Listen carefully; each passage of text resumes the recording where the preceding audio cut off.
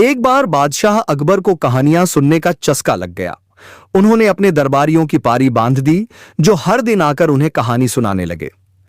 अकबर को जल्दी नींद नहीं आती थी, इसलिए वे देर रात तक लंबी कहानियां सुनना पसंद करते थे। किसी भी कहानी से उनका मन भी जल्दी नहीं भरता था।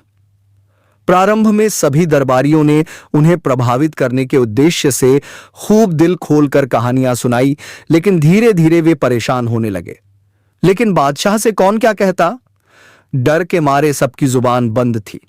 सबको बस इंतजार उस दिन का जब बादशाह का कहानियों का चस्का खत्म हो जाए और उनका इस आफत से पीछा छूटे। एक दिन बीरबल की कहानी सुनाने की पारी आई। वह बादशाह अकबर के कक्ष में गया और कहानी सुनाने लगा। अकबर को बीरबल से अन्य दरबारियों की तुलना में अधिक अपेक्षा थी। बीरबल ने अकबर को छोटी छोटी कई कहानियां सुनाई, लेकिन अकबर का मन नहीं भरा। उन्होंने बीरबल से कहा, बीरबल, तुम हमारे सभी दरबारियों में सबसे बुद्धिमान हो। तुम हमें कोई लंबी और सबसे हटकर ऐसी कहानी सुनाओ जो हमने कभी न सुनी हो। बादशाह का हुक्म बजाना बीरबल का कर्तव्य था। उसने जी हुजूर कहकर कहानी सुनाना शुरू किया। अकबर भी बड़े ध्यान से कहानी सुनने लगे। जब भी बीरबल कहानी समाप्त करने का प्रयास करता, अकबर कहते और फिर बीरबल को उसमें कुछ और किस्से जोड़ने पड़ते। ऐसा करते करते रात हो गई। बीरबल को नींद आने लगी। वह घर जाकर सोना चाहता था, लेकिन अकबर की आंखों से नींद कोसों दूर थी। वे बड़े चाव से कहानी सुन रहे थे और बार बार और फिर कहकर कहानी खत्म होने ही नहीं दे रहे थे। बीरबल समझ गया कि बादशाह ऐसे नहीं मानेंगे। उसे कुछ ऐसा करना होगा कि वे खुद ही उसे वहां से भगा दें। कुछ सोचने के बाद वह बोला, जहांपनाह, मैं अब आपको एक नई और सबसे हटकर कहानी सुनाता हूं। यकीन जानिए, आपने पहले कभी ऐसी कहानी नहीं सुनी होगी। अकबर की उत्सुकता बढ़ गई।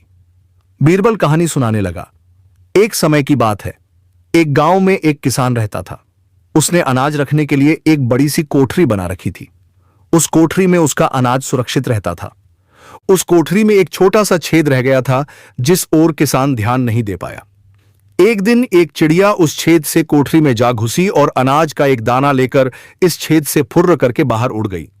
और फिर अकबर उत्सुक होकर बोले, फिर दूसरी चिड़िया आई और वह भी कोठरी में से दाना लेकर उड़ गई। फुर्र, बीरबल बोला। और फिर? अकबर ने फिर से पूछा। फिर तीसरी चिड़िया आई और वह भी कोठरी में से दाना लेकर उड़ गई। फुर्र, बीरबल बोला।